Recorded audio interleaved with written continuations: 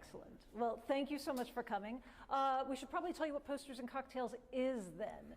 First, let's introduce Angelina. Well, yes, sure. Okay, hi, I'm Angelina Lippert. I am the Director and Chief Curator of Poster House. I've been with Poster House since it began, but I only became the director last fall. And this is... I'm Nicholas Lowry. I'm a FOA, a friend of Angelina, an FOPH, a friend of Poster House. I've also been involved with the Poster House from the beginning as part of their advisory council. Yes. By day, I own and run an auction house here in New York called Swann Galleries. Shameless plug for my business, where I am the poster specialist and have been for over 35 years. Some of you also might have seen me on the PBS television series, The Antiques Roadshow, on which I also speak very wisely about posters. And it's in all those capacities that Angelina and I are here with you today doing several things that we love doing so much with our clothes on, which includes talking about posters, drinking and cracking wise. Yes. This started during COVID when we were looking for ways to entertain people, and we thought, why not get drunk online and talk about posters? And also just bust each other's chops the entire time. So that's generally the spirit of what this is. Obviously, the show this evening is a bit heavier than what we normally focus on. Especially for those of you viewing at home who might be offended by the fact that we can be glib and louche and a little bit weird. We obviously do take the subject very seriously, but the nature of Posters and Cocktails is bawdiness and wisecracks. So we might be a little bit off color tonight sometimes. It's possible. And I also say we're here to talk about the graphic design. Yes. We are not here to talk about politics. No. We have an awful lot to say about politics. It won't happen here tonight. When I say ice, I would like more ice in my cocktail. Exactly. That's the extent of it. But of course, we do open the floor to any questions, and questions that we feel uncomfortable answering. Please respect us if we're not going to answer it, since we're all mic'd up and live online also. Yes. But once we're unmiked, we'll tell you what we really think. Yes. And I'd like to keep my job. So with that, let us begin with Don giving us our first cocktail lesson, and everybody should be getting cocktails. Where's ours? And again, just so you know, for those of you who haven't been here, here's how it works. Oh, yeah. Don, who is one of the world's great cocktail historians and mixologists. He runs the Green Fairy Society. If you haven't been, I would definitely Google that. Don will be talking us through some historical cocktails that relate to the show, so Italy in the 1920s and 30s. We are going to learn about the recipes. We are the history of the drinks. We are going to consume the drinks, at which point Angelina and I will take you on a tour of some of the works, and every 10 or 15 minutes we're going to take a break, come back and learn about another cocktail, drink that cocktail, and then carry on with our tour. So by the end, it's going to get pretty squiffy. Yeah, just the way we like it. All right, Don, what is our first delicious cocktail that I hope to have soon? Come to me. Our first cocktail is going to be a Bergamo cocktail. And it's really interesting the way cocktails were done back then, because it's kind of an American-style cocktail. And American-style cocktails were extremely popular in Italy throughout the 20s. They were a brand new thing, influenced quite a bit by American expatriates who were living in Italy during Prohibition. But by the 1930s, with fascism, they fell out of fashion. Anything that was not Italian fell out of fashion. Things that were French, Italian, French, American, British, you name it. So they even forbade American liquors, non-Italian liquors. They forbade even the names. So the cocktails we're making today are all going to be from the era or earlier. It'll be something that they were drinking during the time period, and they're going to all feature Italian ingredients. Now, what you're drinking right now, like I said, to the of Bergamo, it's named for the Prince Adalbert, born in 1898. Now, he was an Italian prince. He fought in both World Wars. He commanded the Italian 8th Army, and then later in World War II, the 7th Army. And he was very loyal to the fascists. The reason he was loyal to the fascists is Mussolini had the goods on him. He knew that the Duke was a homosexual. So, kept that hidden, kept alive, loyal. He passed away in 1982. And the cocktail can be found in this book, 1,000 Mixtures. Well, this is the English translation.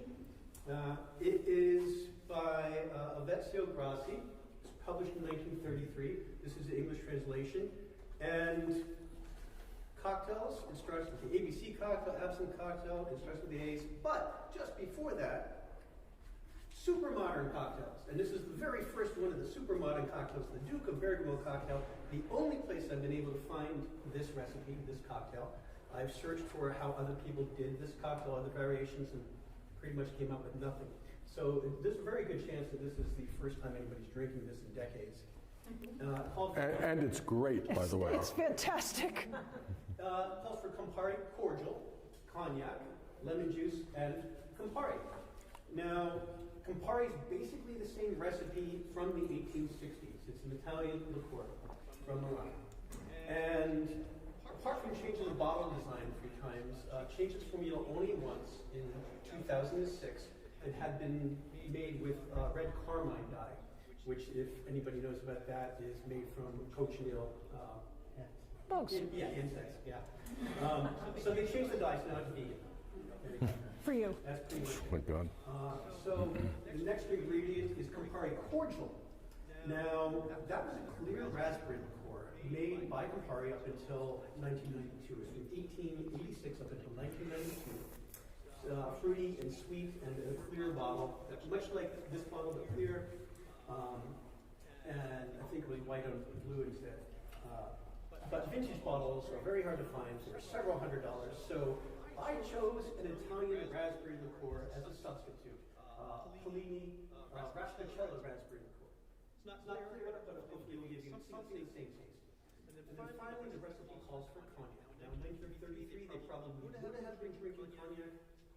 Cognac is a brandy from the Cognac region of France. Rise of Fascism? Not drinking it so much. So if they were going to be drinking this cocktail, they would have had an Italian brandy. Now, there are Italian brandies. I know that, Bronco's Raspicello is a good Italian brandy. It's hard to find sometimes. And for something like this, I decided to go with a grappa. Because again, this is the first time this cocktail's been made in quite some time. It's an Italian palmist-based brandy. And what that means is traditional brandies are made with pressings from the grapes, from the juice. And the grappa is made from those leftover pressings. So, the Duke of Bergamo cocktail. What we're going to do is start with what we have the most of. It's going to be 1 1/4 ounces of Campari cordial, in this case, Pellini Raspicello. So there we go. 1 1/4. And 3/4 ounce of cognac, in this case, grappa, because Italian.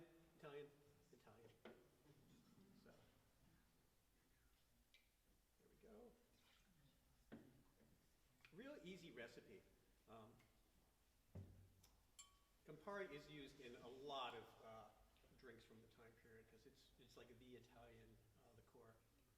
So an equal amount of that. That's going to be a 1/4 ounce of Campari in there, and 1/4 ounce then of lemon juice.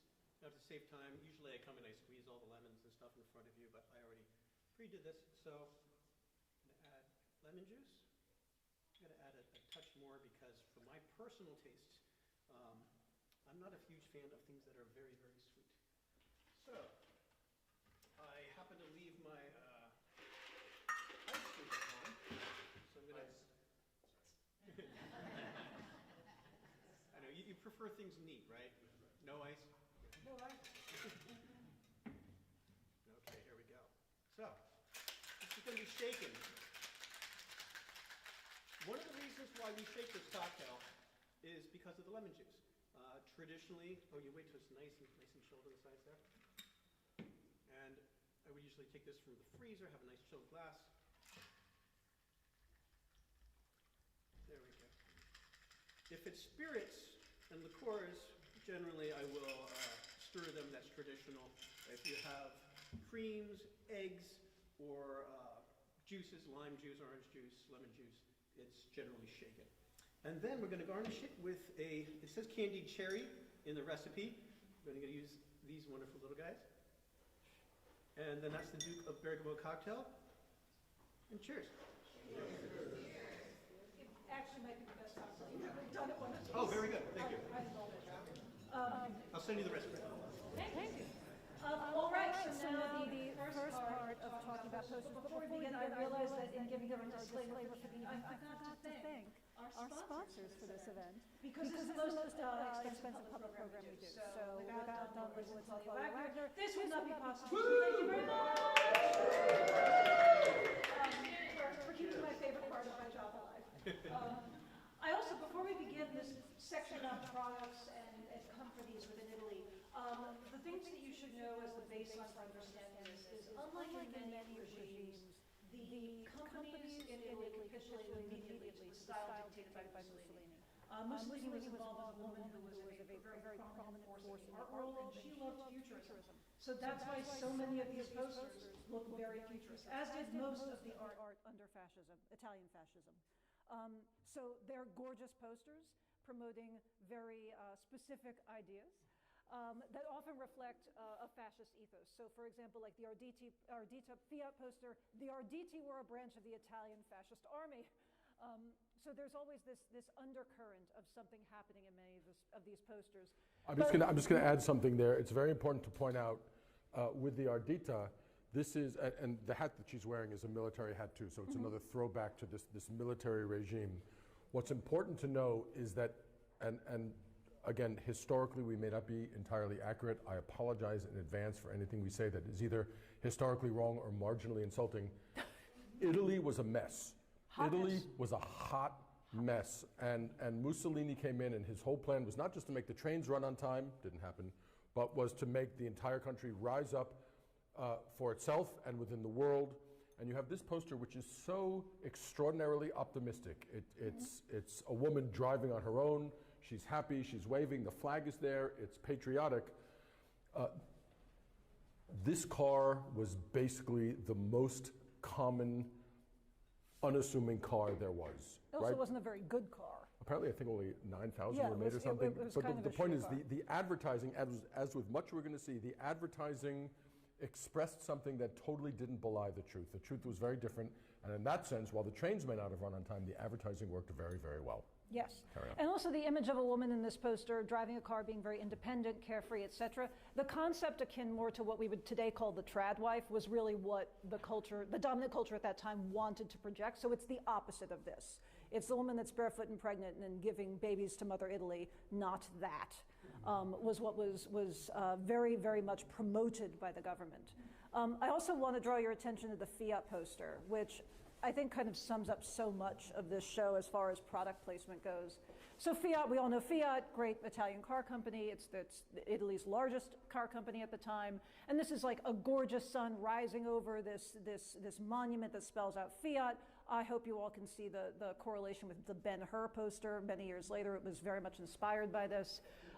It is most likely referencing the Arch of Titus, which Hitler and Mussolini walked through when their alliance was formed. They are referencing that here, that all of these beautiful cars are coming out of this symbol of like a fascist alliance.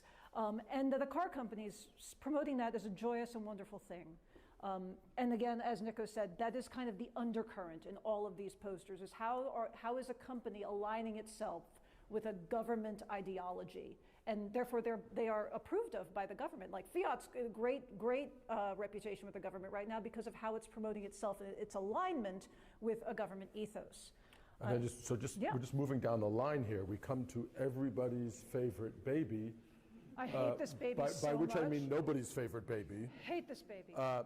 Frederick Seneca was one of the great artists working at the time, and regardless of any political connection or political influence, his posters were really revolutionary. I can't remember the exact date on there. What does it say, 1928 maybe? 1928. You know, really at the cusp of the Art Deco movement, but he had taken it one step further.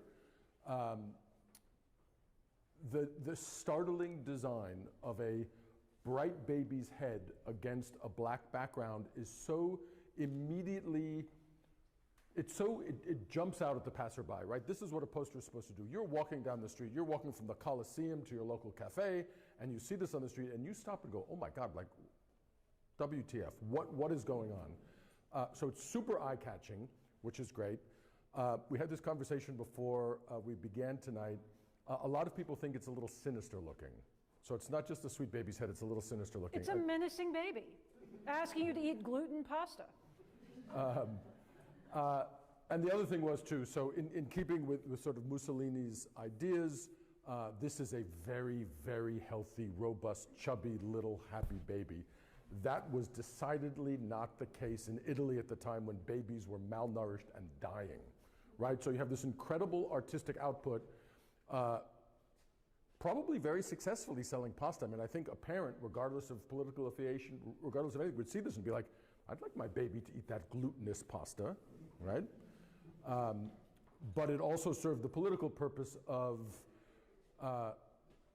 misrepresenting what was actually happening in Italy and making everything seem literally like rosy and glowing like this baby's head. Is there a gluten-free version of this poster? That is an excellent question. I imagine not. I imagine if you went to Italy today and asked for gluten-free pasta, you'd probably be yelled at. But I don't know that for sure. Anyway, I'm over here, so come on down. We're over here. I'm over here. So one thing Nicho mentioned earlier was that all of these posters are working on creating a national identity for Italy. We have to remember that Italy as a country that we know of today is younger than the United States. It was a fractioned country up until that point, with many different languages, many different ethnicities, many different cultures, many different identities. It was about 70 years old at the time. Yeah, it was 70 years old. It is far more diverse a country than we think of it. And one of Mussolini's priorities was, in addition to developing a unified language, a unified alphabet, a unified culture. And part of that was creating a national pride. And at this point in time, as we mentioned earlier, Italy's economy is in the shithole. It is not doing well. They are an incredibly impoverished country. But advertising like this helps spur the idea that you should be proud to be Italian, that everything produced in Italy is better because it is Italian. And we have that with, in this case, the national cotton. This is not good cotton. Italy had sanctions against it because it invaded Ethiopia in 1935. I will talk about that later. And so it couldn't import a lot of the things it needed to make fabric. And so this is a really shitty cotton, but it looks great because now it's the national cotton. It's better than all that foreign cotton. Same here. The Rinascente is a department store, but this is advertising their ready-to-wear made with this very special type of wool. It's wool made from wood pulp. It's not wool. It's wood chips that have been spun into fabric that fall apart immediately. Which is just back to the other thing. They're making everything look substantially better than it is, right? It's absolutely superb advertising from that point of view, because I don't know if any of you feel about plaid the way I do. This is one hell of a coat. Like one absolutely perfect coat. And it's the kind of thing you feel like, you know, with what we know now, that if you wore it in the rain, you'd be naked, right? It would just like wash away. We unintentionally matched the poster. We kind of do. That's kind of hot. So yes, this is a wool made from wood pulp, which again, it's horrible. One thing that I should point out about the artist, this is Dudovic, very prolific and important Italian poster designer. If you went back a few years before this poster was made, as with many of these artists, they were not working in this style. They were working in style liberty, so Italian Art Nouveau, and how quickly they changed to what was popular by the government. They were known for these beautiful flowing, like Dudovic did, like gorgeous, sumptuous, Baroque opera posters, just these gorgeous things, which we will have a show on in just a few years. And then he switches to this style because it reflects what the government wants people to see. I just want to point out also, the curator mentions, and I actually don't entirely agree with him, but a lot of these things are open to interpretation.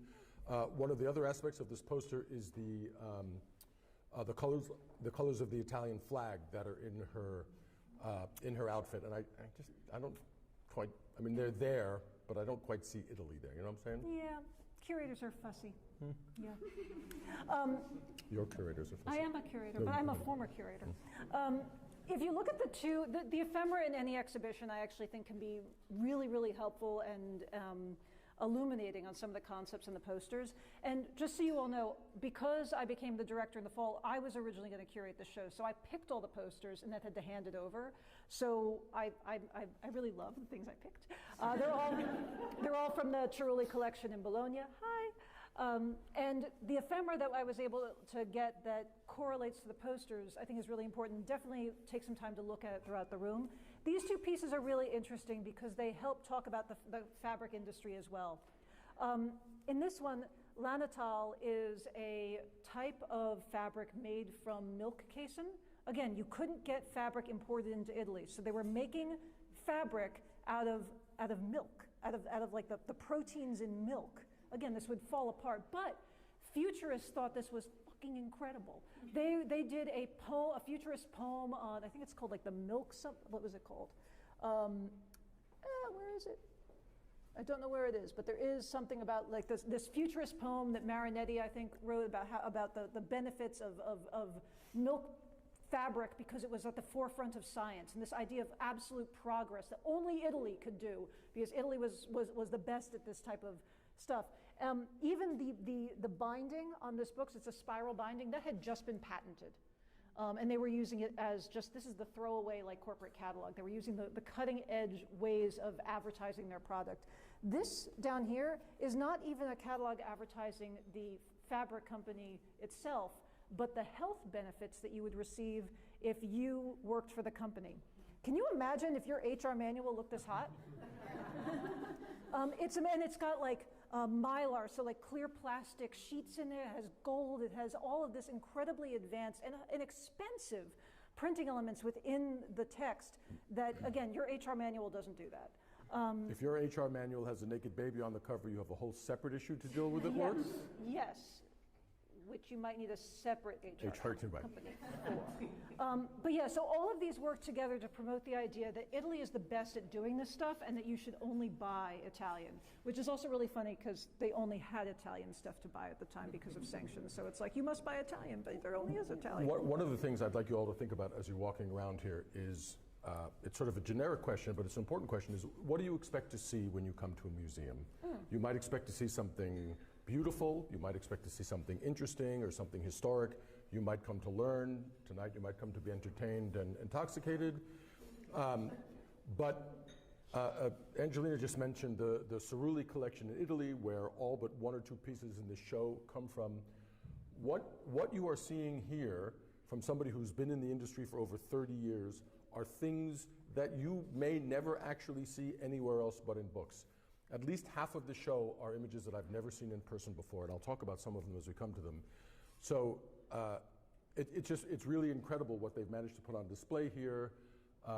And while it may look like a pretty poster, there's so much more behind what's going on, especially in its rarity, and how incredibly lucky that the poster house was able to get access to those. Yes, but also Italian posters in general are generally rarer than Northern European posters. They were collected less, they were printed in, well, they were probably printed in the same runs, but they were just saved less. And they were in warmer climates, so they deteriorated more rapidly. And probably a lot were destroyed. And a lot were destroyed after the regime ended. This stuff wasn't saved. So, and they're also massive compared to anything else we've seen.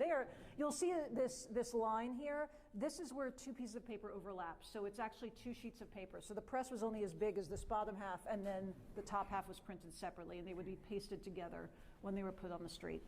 And we get the biggest posters I've ever seen toward the end.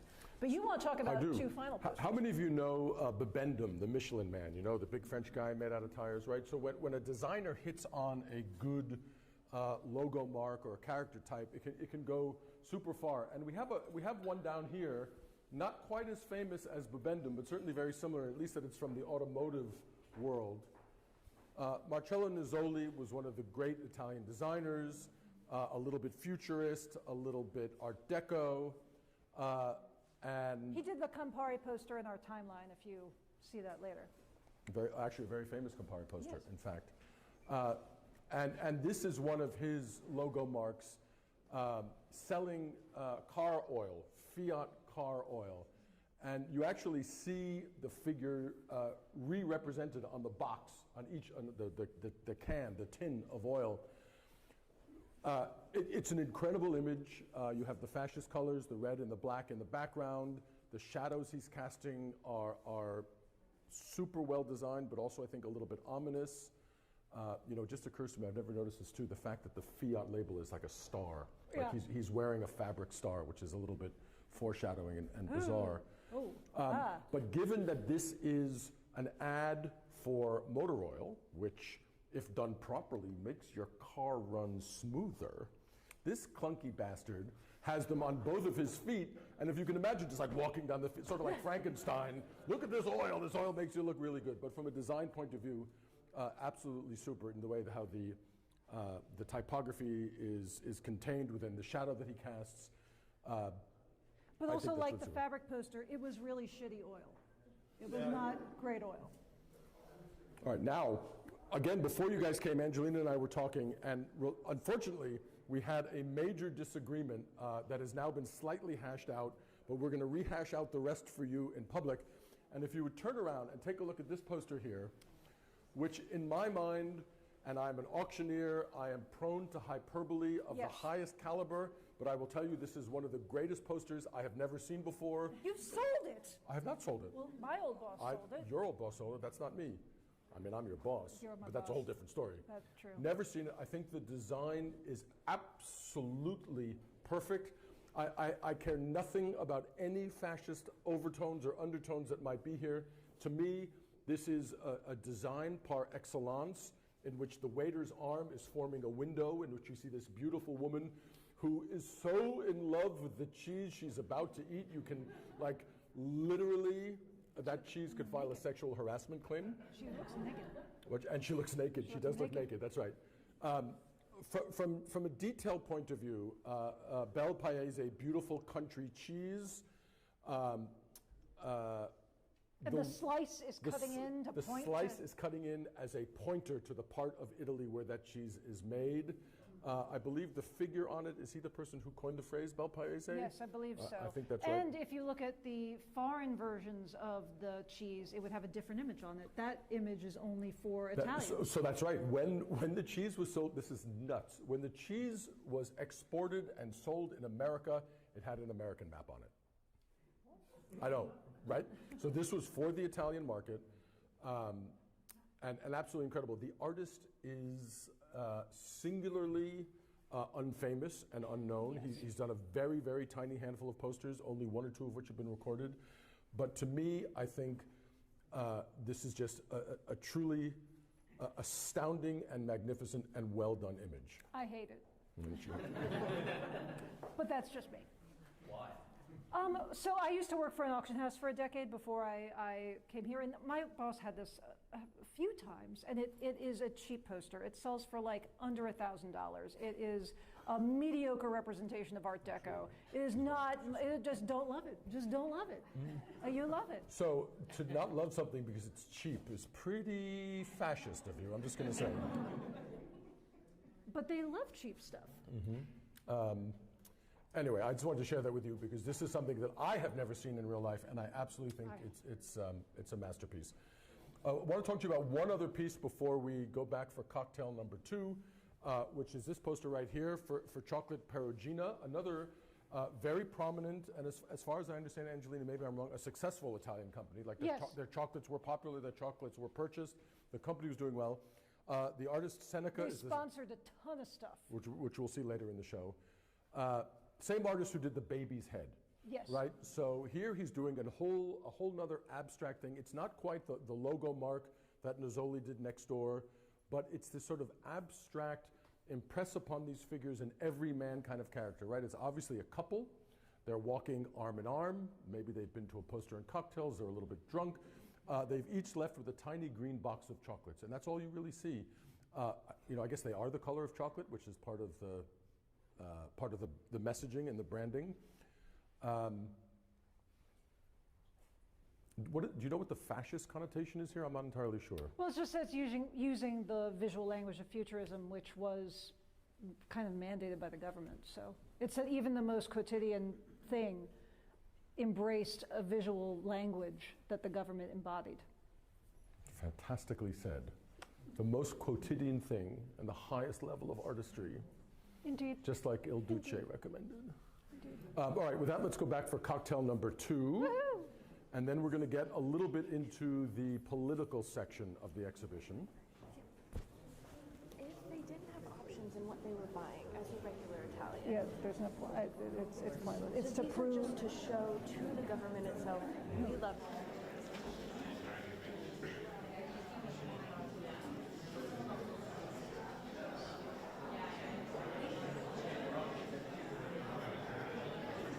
All right, Don, what is our second cocktail? Hello, everybody. Our next cocktail, which should be coming around in any moment if they haven't started already. Okay. Wait for a few more people to come around. I see some people are getting some food.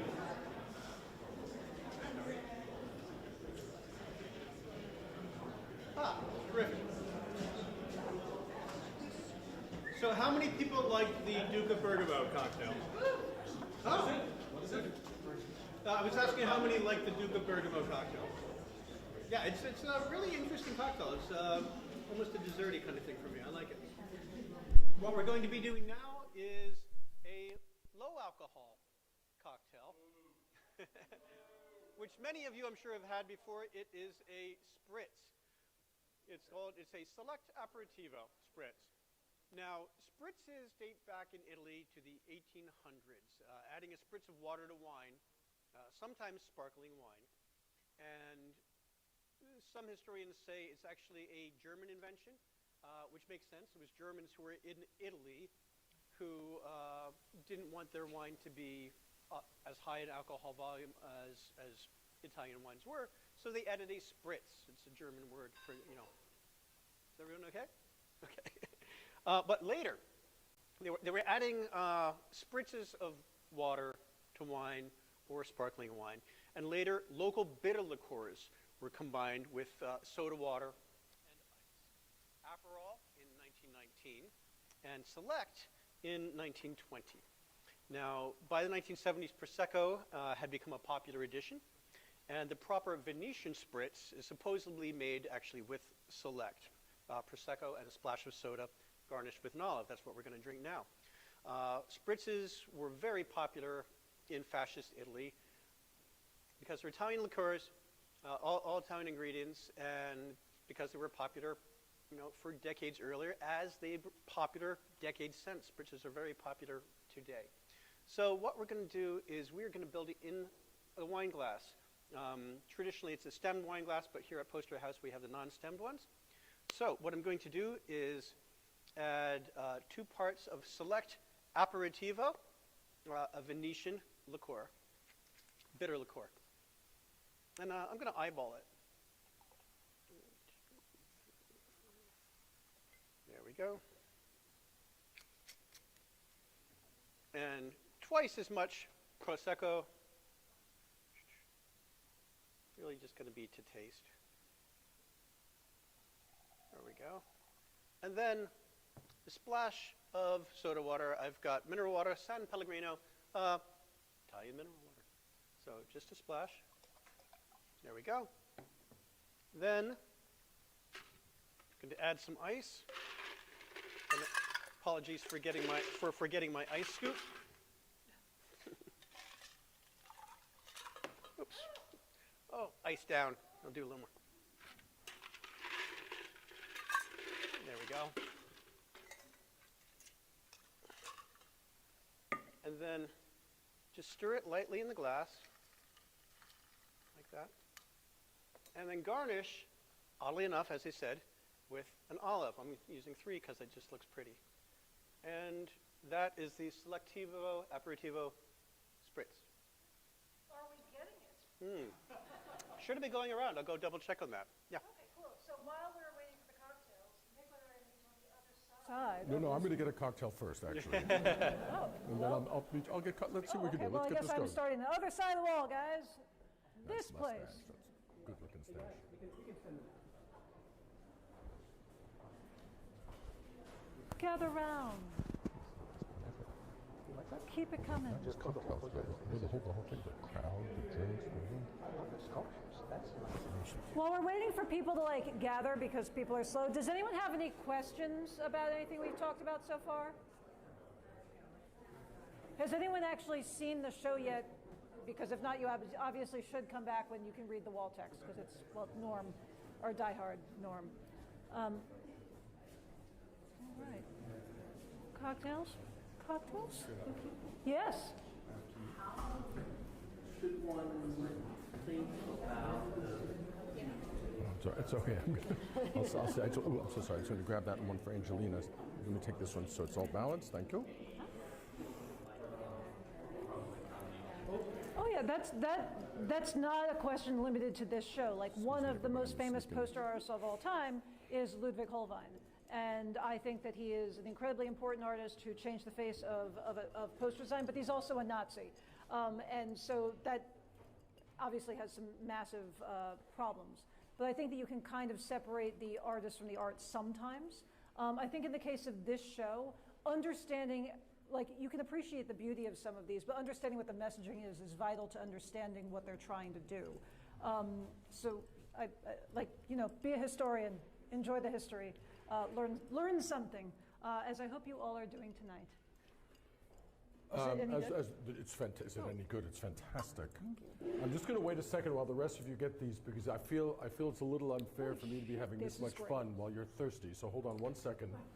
The drinks are being passed around. Is that good? This is so good. This is so good.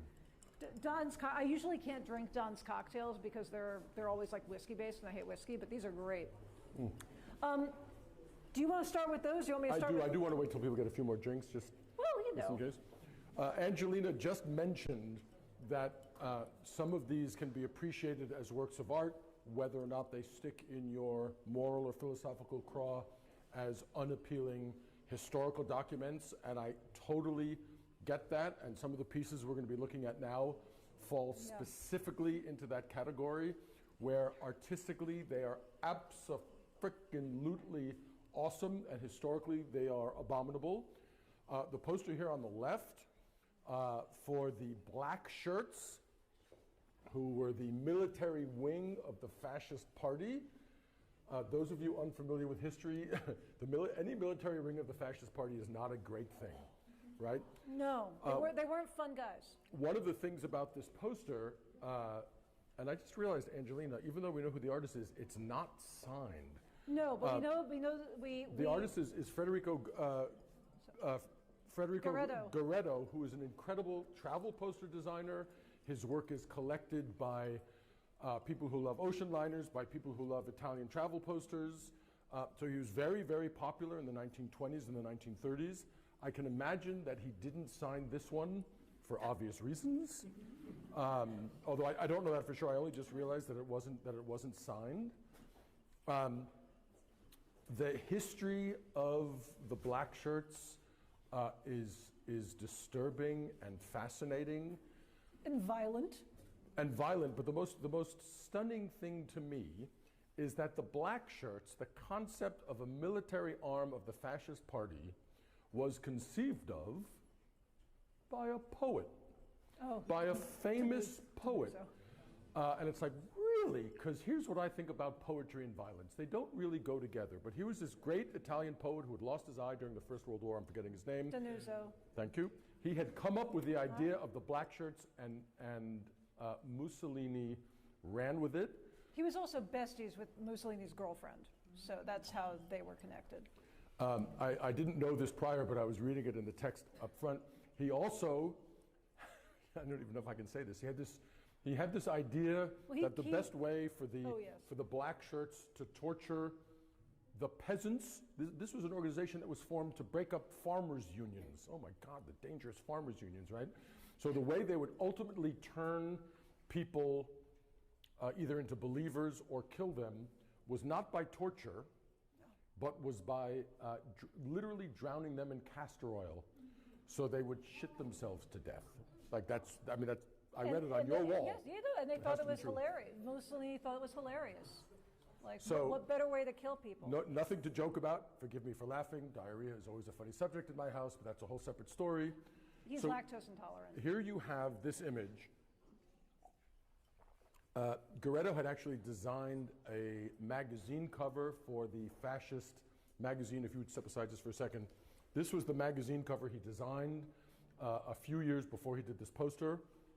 As I understand it, this poster was advertising a film on the 10th anniversary, I think, of Mussolini's March on Rome. Yes. Which is a fascinating march, because it wasn't a large army. He marched on Rome, said, I should be in power, and the King of Italy was like, oh, okay.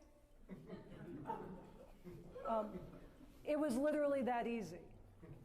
So aside from the simple and powerful graphic design, just a few things I think you should look at. The fact that the figure is faceless, right? It lends itself an anonymity. An everyman. An everyman. It also makes it a little bit more sinister. The dagger that the figure is holding. And then, of course, there's the figure on his chest, over his heart. And what the figure is two things. First, it's this, which is the symbol of the fascist party. It's called the fasces. Which Nicho read as feces. Which is basically one letter away from the word feces. Here I go again. It's all about shit. But it's true. I dare you to read a textbook and not think feces when you see the word fasces. That's between you and your conscience. The fasces were sticks of straw that were put together, the symbolism being that while one stalk of straw might break, there's strength in the unity, and then of course there's the axe, which symbolizes the power of the collective. The map is the Italian map, and the map of Italy, and then the island of Corsica. Is that Corsica? I think it's Corsica. Corsica was lost to Italy in the 1870s, and it was on Mussolini's radar as a piece of the former Italian Empire that he wanted to recapture as he recreated the Italian Empire, which is also why he went into parts of Africa and Ethiopia. So really, just a really strong image. The yellow background color works much the same way that the bright golden baby's head did in the first poster we talked about. It immediately draws your eye to this, and then the angularity, I think, also helps keep your interest. And he's doing the fascist salute, which was also invented by D'Annunzio. A poet invented that as a collective gesture. So D'Annunzio really orchestrated a lot of the symbolism that you see throughout Mussolini's regime. Now, I'll do one more, just briefly here. Okay. And one of the great things about this poster, C means yes, and it's an electoral poster. Vote yes. Before we get to the actual poster's meaning, this was actually folded into a magazine. I think it was the same, I think it was the La Revista magazine. And I mention that to you now because if you're lucky enough, very inexpensively, you can still find copies of that magazine with the poster tucked in. And if the magazine sells for $60, $70, the poster's worth about $2,000. So it's always good to dig. And Swann will happily sell it for you. It's not even that. It's like, you wouldn't be happy finding a $2,000 thing in a $70 book? Hello. That's not even promotion. So the election in 1934 was basically a referendum. It wasn't an election. You had two choices. Vote for all 400 fascist candidates, C, or no, against. And to show you what a frickin' ruse it was, these are the results. 10,526,000 voters. I'm sorry, 10 million in the electorate. 10 million, just over 10 million voted. Only 15,000 voted no. And basically 99.84% of the country voted Mussolini and the fascist party in. So that's a historical part. This poster was designed by somebody who studied at the Bauhaus, Janty Szowinski. So from a design point of view, it is absolutely top-notch. I'm not entirely sure he was a Swiss citizen. I'm not sure he was Italian if he was part of the fascist party. He wasn't Italian, but I think this is the most graphically advanced poster in the show. It's also probably the most famous. You may not be able to see, so it's a photo montage. So you have Mussolini's face, which is composed of Ben-Day dots up top, and his whole torso is comprised of a photograph of people taken during this election. So it's this mass crowd. So it's basically implying visually how the entire populace of the country, 99.84% of them, were all in favor of voting for him. And also that he represents the people. Clearly, he is the people is him. Your turn. Oh, my turn. Okay. The other thing you should see on this poster is you see up next to 1934, you see the XII. As if you were here for the Art Deco show, we had a poster that was created under Mussolini's government. The Roman numerals start when Mussolini enters power. So he's like Jesus. As him, the XII, that's his 12th year in power. and everything is dated. If it's a government-produced poster, it is dated by the Roman numerals indicating how long he's been in power. Yes. So Nicho mentioned Italy's expansion into Africa. So one thing that Mussolini promoted during his various campaigns, etc., was the idea of rebuilding the Roman Empire, making Italy as great as it once had been. And to do that, he wanted to get colonies. Italy felt left out. It was the only European country that didn't really have a colonial empire. And so he went into Libya, he went into Eritrea, and he went into Ethiopia. Ethiopia, I believe he went into first, and he conquered it in a very horrific and brutal takeover. We actually have a great program coming up on Italy's colonial endeavors in Africa, which I'm very excited about. It's a great lecture. But as a result of that, there's a lot of personal pride associated with Italy finally being now a colonial empire. Like, oh, we have colonies like Germany and France and England, aren't we? We're real Europeans now. We're a real country now. And so you'll see a lot of posters throughout the show that have like very generic, very stereotypical African figures in the posters that do not represent any accurate portrayal of Ethiopia, Eritrea, or Libya. They are just representing Africa in general because that's like, oh, we now have these. These are ours now.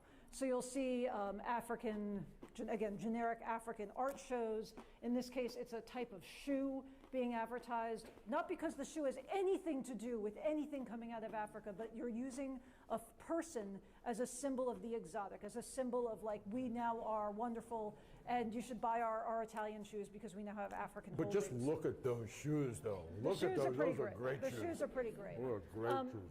There's also somewhere over there, I believe, there's an open book, and it's a travel guide for like Italians, because Italians basically traveled within Italy if they could afford it. Most Italians were still extraordinarily poor. But if you could afford to travel, you traveled within Italy. And there is a section that the book is open to about if you would like to be a colonial traveler, come see our colonies, which is just awful, but just what a wild thing to promote in today's conception. The other thing you mentioned was the idea of national pride and the things that Mussolini was doing to better the country. I want to draw your attention to a few things behind you. So Mussolini wouldn't have come to power if he wasn't promising things that people wanted. And many of those things was Italian self-reliance, that it could produce its own food, produce its own cotton, produce everything itself, which may sound very familiar to us today. And make Italy great again. I didn't say it.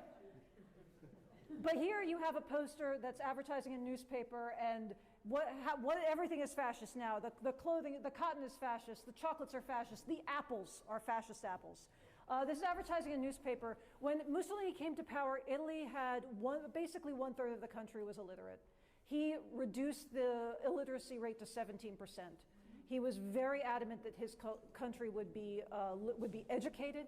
He was massive on healthcare. He was massive on social services, which are things that countries need. That like he was a reformed socialist. Like that's the camp he came out of. So in particular, if you look at the poster with the baby, which again, that's a photo montage poster, so graphically very advanced.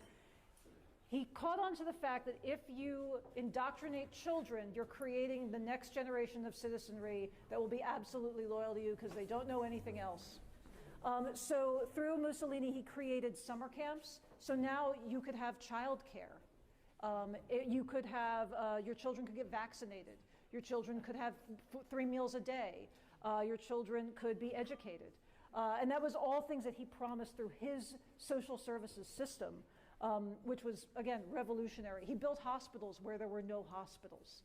And so these posters are promoting things that were very real to people and very impactful in people's lives that did make their lives better. Italy was a better off country after he died than it was when he entered power, which is a wild thing to say despite all of the horrific things he did. Any questions? How about them fascist apples? Yeah, how about them fascist apples? Any questions on this section? I think this is the last bit. Well, we could just turn around just briefly and talk about these two big typographic posters behind Big you. M. M for murder? No. No. M for Mussolini? Yes. Maybe. Maybe it's maybe. The curator and I slightly disagree on this. Many countries in Europe in the years between the First and the Second World War had annual trade fairs. Milan was no exception, so this is the 13th annual trade fair in Milan. And the curator points out how every designer was into flattering Mussolini, and so the M was substantially bigger here. And it is entirely possible, but since it was the M is pretty big here. Hang on. It is. Arguably, it's bigger, frankly. It's a bigger M. But the Foire Milano, FM, I mean, it's here represented by F and M, and the eagle has the F has a slightly eagle-looking appearance. A little claw. And a little, the 13th tongue. But again, it's important. This poster, printed in French, was actually issued in many different languages because it was promoting the Milan Fair around Europe and around the world. Wait, this is the third drink. Don't serve the third drink yet. We don't know what it is. Can you wait 1 second? Is that all right? We're almost done. Yeah, Don. I mean, don't get me wrong. I'd like another one of the second one, but that's a whole separate story. Thank you. So part of what Mussolini was doing was not only misrepresenting Italy to the Italians, he was attempting to misrepresent Italy to the wider world, or to represent Italy. And these fairs were a great way to do that. The poster right behind Angelina, which is an even bigger M, this is for a beer company named Metzger. You know, so it's really hard to... Doesn't sound very Italian. It doesn't sound very Italian, but it's been there since the 1860s, 1870s. So it's really hard to say whether advertising a company called Metzger with a big M really was sort of going bended knee, cap in hand to Mussolini, or whether it was this great typographic poster designed by Dolgorukov? Dolgorov, yeah. Dolgorov, who was a great typographer and a designer. So it's entirely possible that these posters exist as wonderful typographic examples without the influence of Mussolini. You'll also see that our exhibition designer, Ola Baldic, used this as a window. You'll see this like shape throughout the show where she uses as a window to focus in on different, like over there you'll see like a cutout into a photo. So it was a design inspiration within the exhibition, and she is a fantastic exhibition designer. Which is beautiful. The whole thing is fantastic. Where's the camera? Say it to the camera. Ash, just give this testimonial, please. Don't let this testimonial go. Ola the great Chip Kid says that your exhibition design is 5 stars. No, this isn't the great Chip Kid. This is the other one. Yeah, no, this is the mediocre one. Yeah. Oh, the It's shitty Chip Kid. Beautiful. And as we head back to the bar, I just want to go back to the fasces, which you will see in many of these posters. So even here in this poster promoting child welfare and all of the good Mussolini, this is the fasces in the background. Right, so and you'll see that throughout the from a branding point of view, great branding. Great branding. Great branding. But from the branding point of view, the artists who were supporting the fascist movement were doing an absolutely superb job from the graphic point of view. Here it is again. In this poster, you see the fasces. You take a look as you're walking around. You will see it in so many different places, and it was such a sort of inexorable pounding of the imagery that. Have there been any studies as to how effective these were on the Italian populace? Do we have any idea? I mean, they were incredible. I mean, it is difficult to say how effective the advertising was on the Italian population versus the fear of being killed by the government. One was going to convince you, I'm sure. The other thing, which if you read our e-newsletter this week, you know, last spring there was a television show that was released in Europe. It was Mussolini's Son of the Century. They used this poster as the kind of like the inspiration for their advertising for that television show, and it just got released in the United States. And we partnered with Mubi, the streaming service, so you can get access to watch the TV show if you want, because it's expensive. So get that from the front desk. We get the cards tomorrow. But yeah. And now back to the bar for cocktail number 3. So were most of the artists actually supportive of Mussolini, or was it more? Almost all of them were. From what I recall in this exhibition, 2 or 3 were like, so for example, the fellow who did that one, the Swiss artist may or may not have been, and there were 1 or 2 others, but most of them were diehard fascists, diehard adherents to the fascist party. All right, guys. Negronis on this side. Not really a Negroni, but Jason. Ron, you. I don't. I have a question about the women. Also, I hope you.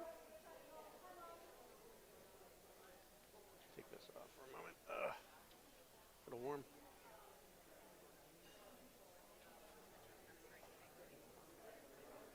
Everyone to come back over here.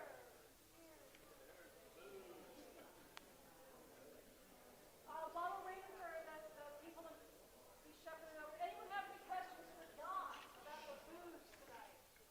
Yeah, any questions? Boozy questions? Yes. How do you research and prepare for these events? Well, two ways. I have many, many bookshelves of very old cocktail books. Like half of them are reproductions, half of them are actually original from the time period, or like this one is an English translation. Also years of just bartending and consulting. And the main thing about my area of expertise as being a cocktail historian is two things. First, I know a lot about it. Second, more important, I know a lot of the people who know a million times more than I do. That I can just call them up or email them and say, hey, I've got a question about this, question about that. And they, the cocktail, the spirits industry, it's a very small, well-connected world. So once you get to like a certain level, it gets to the point where, if I have a question about, some rare spirit or some newspaper clipping from 1890 about a specific cocktail, I know who I can ask about those things. So, any other questions? Yes. What was your reaction when you found out that this exhibition was released that cocktails from Italy, like was fascism in Italy? Because I feel like from a cocktail perspective, that's a home run. Actually, it was very difficult. I was a little bit perplexed, and one of the reasons is because cocktails are such an American thing. And I know during the 1920s, it was extremely popular all through Europe to have American-style cocktail bars. Many of them were named the American bar. A lot of expatriate bartenders from America working in Italy and France and London, And 1930s Italy put the kibosh on all of that. So these cocktails that we are doing now, the first one was from that era, the end of Prohibition, 1933, but it was an Italian, specifically an Italian cocktail, invented in Italy. That's why I did it. These next two, the one you had in the middle and the one we're about to do, are also very Italian cocktails because they predate fascist Italy, but they're with Italian liqueurs, and they would have been drinking them through fascist Italy and continue drinking them today because they're so popular. In fact, the next one we're going to do is actually called the Milano Torino. Yeah, yeah, that's very Italian, right? Yeah, Milan and Turin. So it's got some nice history. Gaspar Campari, the creator of Campari, he had a bar in Milan where he served the beverage that he invented. Now, legend has it that in 1860, an American ordered a Campari and soda with vermouth. So Campari, vermouth, splash of soda on the rocks, creating what they call the Americano cocktail. So if you order an Americano cocktail there, that's what you're going to get. Now, if you replace, so let's say Campari, vermouth, sweet vermouth, and soda. If you replace the soda with gin, what do we get? Negroni. Yes, of course, a Negroni.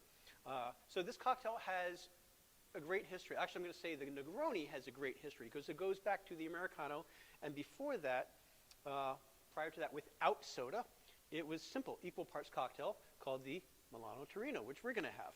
Traditionally consisting of Campari. It's a bitter liqueur from Milan. You had it first in the Duke of Bergamo. And Punta Mess, which is a vermouth from Turin. Hence, Milano, do it this way for the camera, Milano Torino. So, you can also use, if you want, Carpano Antica and Coche di Torino. They're both vermouths from Turin that do well, but traditionally it's Punta Mess. Now, in the mid-1800s in Europe, and even today, ice was not as common an ingredient there. But by the early 20th century, it was very popular. And 1930s Italy, this cocktail would have had ice. Before I make it, I want to let you know the Milano Torino was predated by a similar cocktail, the Torino Milano, which was made with Campari, but Amaro Cora which was a vermouth from Turin that is no longer produced. So as far as I can tell, once they stopped producing that, they swapped it for Punta-Mess, switched the name around, and there you go. So we're going to build it in the glass and in the rocks glass. So we're going to have an ounce of Campari. This is a really light ABV cocktail, light alcohol by volume cocktail. Much like the spritz, you can drink these all day long. And if you balance yourself and eat well, you're not going to get too tipsy. I challenge you to do that. So 1 ounce of Campari. And then an ounce of Punta-Mess. Now, modern cocktails tend to have recipes that call for more volume. But cocktails back in the day were actually smaller than today. They were generally about 3 or 4 ounces. So then we've got equal parts Campari and Punta-Mess. And then we're going to add some ice. Which mine is watered down a bit here, so I'm going to have to... Sorry. I'm just making it for myself so I can do this. All right, great. Fill the glass with ice. Great. Give it a little stir. Garnish with an orange. There we go. Bring that back down a little bit. Okay, and that is a Milano Torino. Cheers. Salud. Half of one of our visitors. Yes. Were there any propaganda or futurist-inspired posters that encouraged Italian women to stay at home and raise children, birth children and raise children? There were. They are not in this show. Like I said before, Italian posters are super rare in general, so finding pieces in, since we worked with one collection, finding pieces that reflected that would be very difficult. But there is ephemera in this show that does express the desire for women to stay home, make babies, do all that stuff. Stay home. Stay home, Is make that what that babies. looks like to you? Well, as a woman who doesn't stay home or make babies, I have no idea what I'm doing. Okay, good. So behind the wall is where we're going. We're going like this. Follow us. Are they per se rare or rare in the American market? Unbelievably. Like 10,000? Unbelievably rare. And they're also, this is a very large size, so it also exists I mean, in the most of smaller them size. are rare, then of course by definition they're rare, right? They're I mean, rare. large. I mean, it's like this one and this one I've seen before. The baby I've seen before. The overcoats Where the I've hell seen did before. Nicho The go? cotton I've never seen. I mean, some of these are really, even in Italy. Yes, absolutely. Actually, And now this an book, international the market, Physical so Culture for Women, Sorry, is let me probably just going to be quickly one of the ones catch to up, look sorry. at for Drink too much. how women should stay Right fit here, at sorry. home. There you are. Sorry, I was drinking. You were drinking. Well then. Where do you want to start in our big finale section? You're going to start I'm right gonna over there. start, all right. So part of any good regime is if there's a disaster, creating a counter campaign. Can I just say something? Yes. We've sort of touched on this already, about how it's impossible or very difficult to extricate good art from disastrous political or moral emotions and feelings and regimes. To me, personally, Italian futurism is one of the most exciting and dynamic and wonderful art forms there is. And then I learned how absolutely hand-in-hand intertwined the futurists were with the fascist regime. And it's very, very difficult to me. I know there's a lot of people who can't listen to Richard Wagner because of his association with Nazis, and I completely accept that, and I have no issue with it. My absolute love for futurism has certainly been dulled slightly by this fascist connection, but if you can view some of the futurist images in a vacuum, just as graphic design, they are truly extraordinary and of a quality that's not seen anywhere else. Yes, but also Mussolini's regime tying itself to futurism is the happenstance of him dating the right woman. Well, like Marinetti was a major major fascist, but and then separated himself from the movement at some point because he wanted something more extreme. He wanted to survive. Yes, but if Mussolini's girlfriend had been really into Art Nouveau, this would all look very different. But right? But no, I'm going to start with this poster because I thought it was amazing. I also thought it was a magazine cover, as did Nicho when we saw the thumbnail. But in person, I was like, oh my God, it's actually full size. This is great. So as with any regime, if there's a PR issue, you create a counter campaign immediately.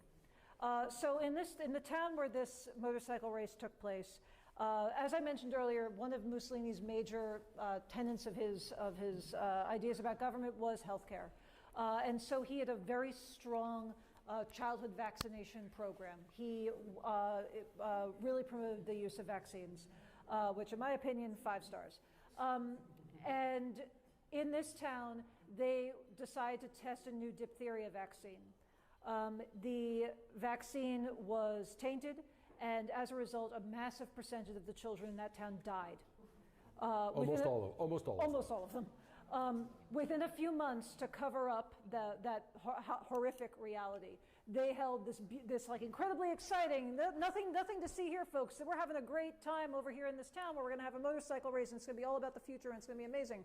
And that's what this poster is advertising. It's essentially like a bread and circuses cover-up for a horrible accident. Bread and circuses, by the way, being something that was used in the old Roman Empire, right? So exactly. So that is what this is, a distraction from a political nightmare. But just take a look at it artistically. So it is a motorcycle race, right? So look at that motorcycle. You can barely see the motorcycle. All you see is like the exhaust pipe and the rider and sort of an abstract front tire, and yet you know exactly what it is. And the motorcycle is going so fast that all the buildings in this town are seen as in a blur. Yes. The futurists were all about motion and speed, and it's so perfectly encapsulated there. And you would be remiss not to admire the typography also, which is really amazing. Fantastic. Yeah, just fantastic. That's all I got. Yeah, that's all you got? That's all I got there. Do you want to move on to your second Perugia? I do. So over here, we remember the chocolate family, the chocolate couple from the chocolate lovers, the brown chocolate lovers who were leaning against each other with their little green boxes of Perugina chocolate. Again, a way to keep a populace happy is by holding a lot of sporting events. And what a great way to hold a sporting event by having a national company sponsor that event. So this is the Perugina Cup, a race, a car race. Seneca is the same artist, the baby's head and the chocolate-colored couple. Seneca wasn't specifically a futurist, but again, if you take a look at how he handles speed here, it is so beautifully done and so fantastic. If these cars are racing, you can barely see the numbers on their hoods. The trees are not only bent with the speed that the cars are going, but they're blurry, as are the drivers as the cars go by, and yet the text is completely legible. An absolutely magnificent piece. And I do have to put my commercial auctioneer's hat on here just for a second. Would be. It's a standard question. A lot of people ask it. I often ask it myself. I've been to every single exhibition that the Poster House has done. If you haven't, shame on you. You should make sure you do so going forwards. You should become members. You should become members. Our membership manager is here tonight. But it's always, someone asked me before, it's easy to say these posters are rare. How rare are they, right? So it's easy to say, well, I've seen one at auction over the past 30 years. I've seen none at auction over the past 30 years. The natural extension to that question is, how much are these posters worth?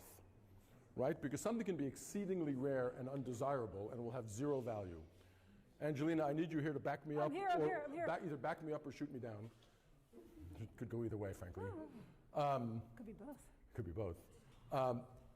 I believe that this is the most expensive piece in the entire exhibition. I think you're right. And it is so rare. Well, I know of one other copy. It is so rare. Thank you very much. One of you, call and repeat. That was excellent. We both know of one other copy. It is so rare. We both know of one other copy, and that copy was sold for over $100,000. So Wait, that's what he paid for it? no, that's what it was sold for. That's sold recently? Through you? No, not through me. It was a private sale through our guy to another guy. Oh, damn. Who you know, yes. Oh, boy. He wouldn't give it, I'll tell you. Oh, wow. I will tell you. What? So, you know, I can't believe he sold that. When I you're, love when that you're, poster. when you're looking to buy posters, when you're looking to buy antiques, when you're looking to buy collectibles, it behooves you to always look for the piece that's in the best possible condition. And under no, in no normal universe, this poster is not in good condition. No. But literally, it is one of only 2 known copies. And I always say, if you find the Holy Grail and there's a chip in it, you don't give it back, right?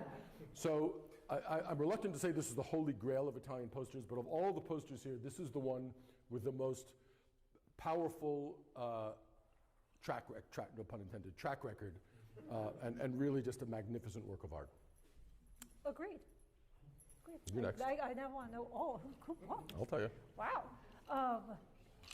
I'm so distracted now.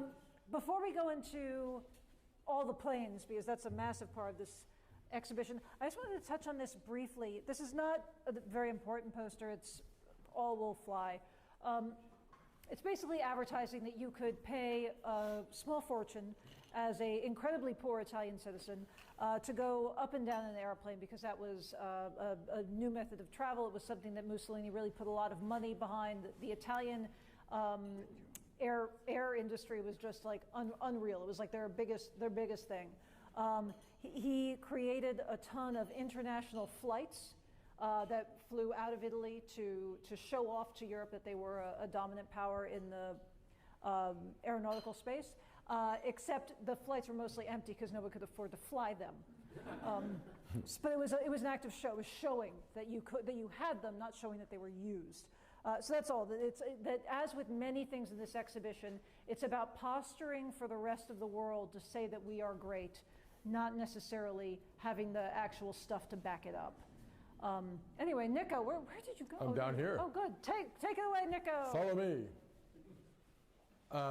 Again, we mentioned how one of Mussolini's several goals was not just trying to impress the Italian people with how great the country was, but trying to impress the rest of the world with Italian prowess and design and skill and technology.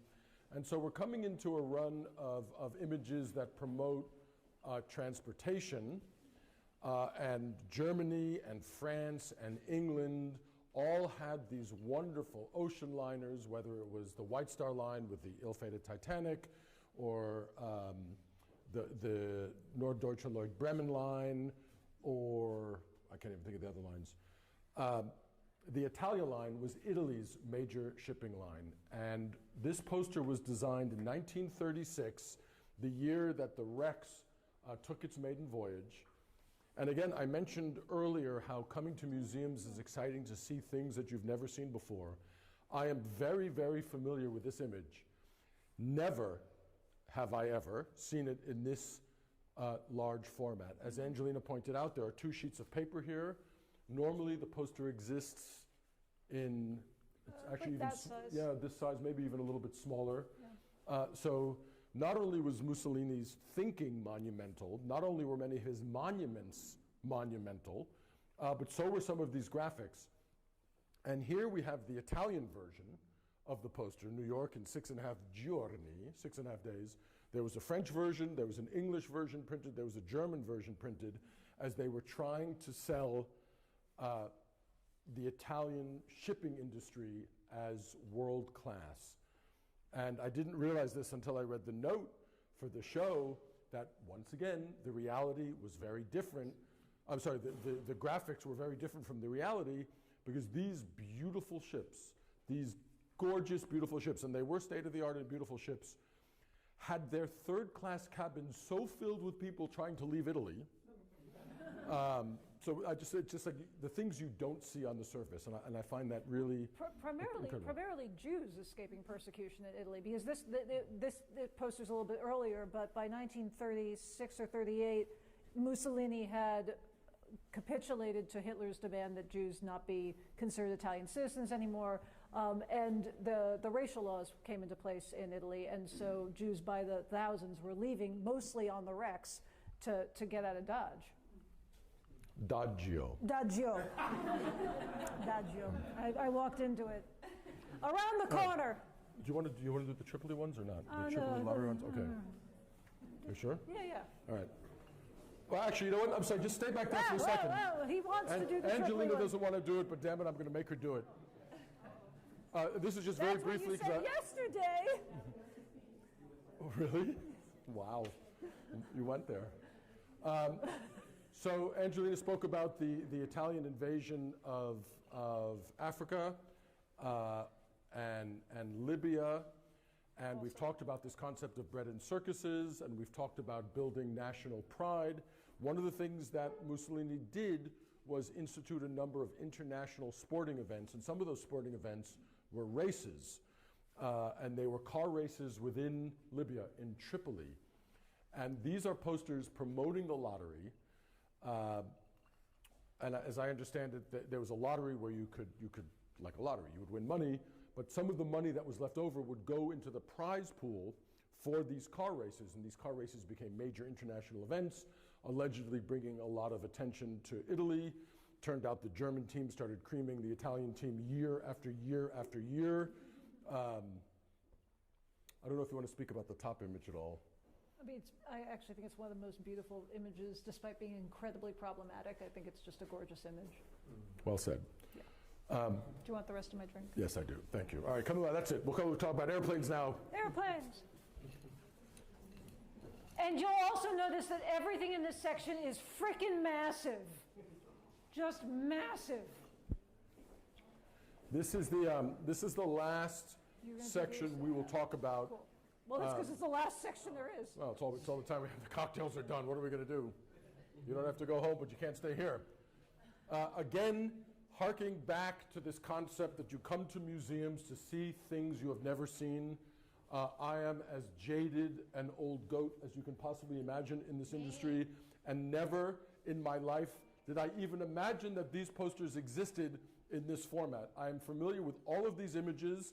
They usually come in that size right there. That's how I know them. I have never seen them this big. Again, literally monumental. But the historical event behind these 4 ginormous posters and 1 small poster there was the Crociera dell'Aire. Oh, good enough. Something Good like enough. that. Crociera dell'Aire. This was Mussolini's idea to literally fly Italian prowess around the world, showing off, I don't know if it's called a flotilla of planes or a squadron of planes. It's a flotilla.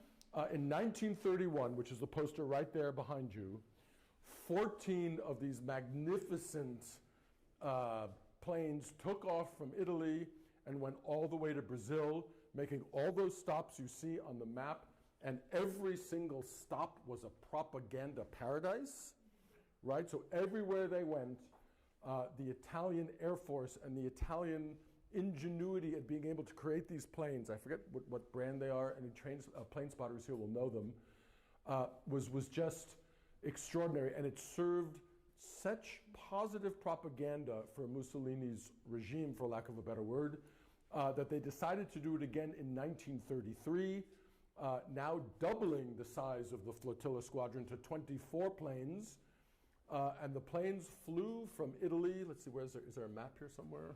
No. Well, not really. They flew from Italy all the way over to New York and then the Chicago World's Fair, which was in 1933. So again, propaganda of the highest caliber. Everybody came Some of the out. planes were lost during this. This is at a time when international air travel for something this small was not guaranteed and very difficult. So getting something from Bergamo to Brazil is actually quite hard. So it was not necessarily a successful propaganda campaign. You lose a plane here or there, but you get good press. Yes, exactly.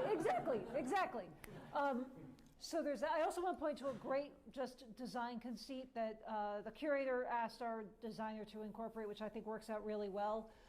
You have over here this monument to Mussolini, which is still standing, by the way. And then over here you have this post-U.S. Marshall Plan moment of a red tower. It's not the same monument at all, but they just work as a before and after, like graphic dialogue that I think is very clever.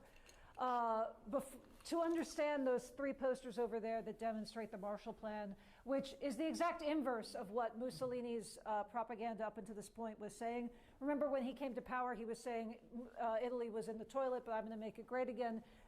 These posters are saying Italy is in the toilet, but we're going to make it great again. It's the same rhetoric, just different point of view.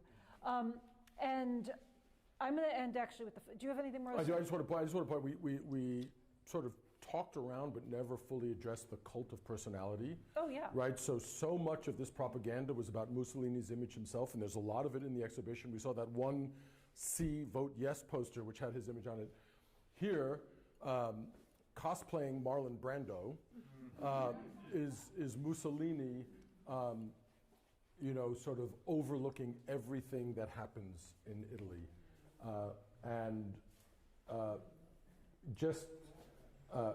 From a market point of view, I've never seen this poster in this size. No. I didn't even know it existed in this size, and I was so excited by it. I couldn't imagine how much, if you were able to ever find a poster like this, how much you would have to pay for it. And I did a little bit of research, and I found out that there is another copy that was sold in Italy last year in 2024. Oh. Guess. High or low? Where does guess figure in that? I mean, $2,400? $2,400? I don't know. Like, was it cheap? I don't know who has the wall space. Who has the wall space? Size really matters. Give me a real guess. $35,000. $5,400. Wait, so my first guess was better. It was good. It was good. I didn't want to give it away. Price is right rules. So honestly, that price seems so low to me. But to Angelina's point, this is not something you put up in your living room. Like, even if you had 30-foot ceilings, I mean, actually, some people might. It's a special kind of guy. But you need, that's right. Angelina's kind of guy. No. That's not saying that. But it's fantastic. So one has come on the market before, and so if you keep your eyes peeled, you might be able to find one fairly inexpensively. But another design conceit. So we have this giant head over here. If you step back from that wall, Ola has put as the vinyl image, it's the toppling of a Mussolini statue with a similar head upside down being cracked in half. It's something that's very subtle that not everyone's catching, but I love that image. So obviously, with any cult of personality, the cult dies when the leader dies. Very few regimes survive their personality leader once they are gone.